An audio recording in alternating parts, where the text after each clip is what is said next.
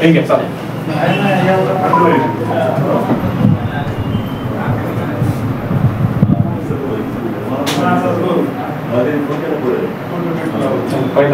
होताच शिवसेना पक्ष हा देखील स्वबळावर लढण्याच्या मार्गावर आहे आणि आपण या ठिकाणी पोहोचलेलो आहोत. आज या ठिकाणी शिवसेनेच्या माध्यमामधनं आळंदीमधील 21 उमेदवारांच्या त्याचप्रमाणे नगराध्यक्षांच्या मुलाखती सादर होत असताना आपण या ठिकाणी या तालुक्याचे प्रमुख आणि प्रभारी अतुल देशमुख आहोत. आपण त्यांना विचारूया कशा प्रकारे उमेदवारांचा आपल्याला प्रतिसाद आहे. अत्यंत चांगला आहे.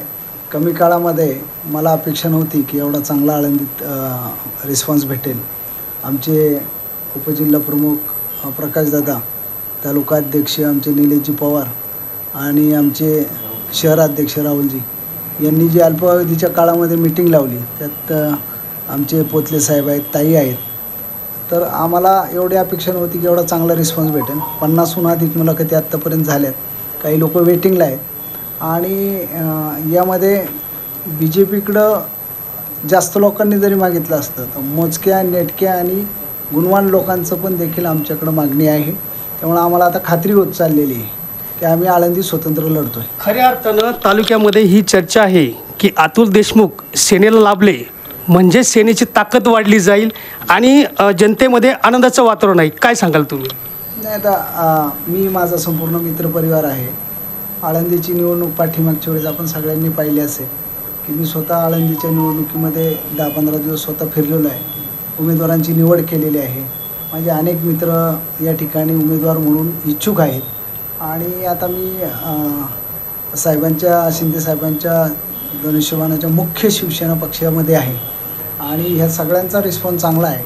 जुनी संघटना जी बांधलेली आहे शिवसेना पक्षाच्या आळंदीमध्ये, तर आळंदीवरती प्रभावच मूळचा शिवसेना पक्षाचा आहे.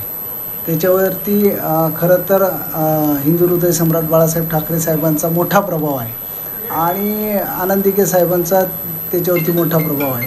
त्यामुळं आळंदी शहराचे आपण पाहिलं असेल आमच्या राहुलजींच्या माध्यमातून आज त्या ठिकाणी भक्तनिवासाच्या कामासाठी मोठा निधी त्या ठिकाणी साहेबांनी, या राज्याचे उपमुख्यमंत्री एकनाथभाई शिंदे यांनी या ठिकाणी मोठा निधी दिलेला आहे.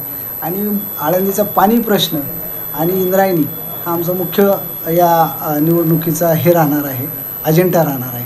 तर त्या माध्यमातून लढणारे ना आता मला रिस्पॉन्स चांगला वाटतोय.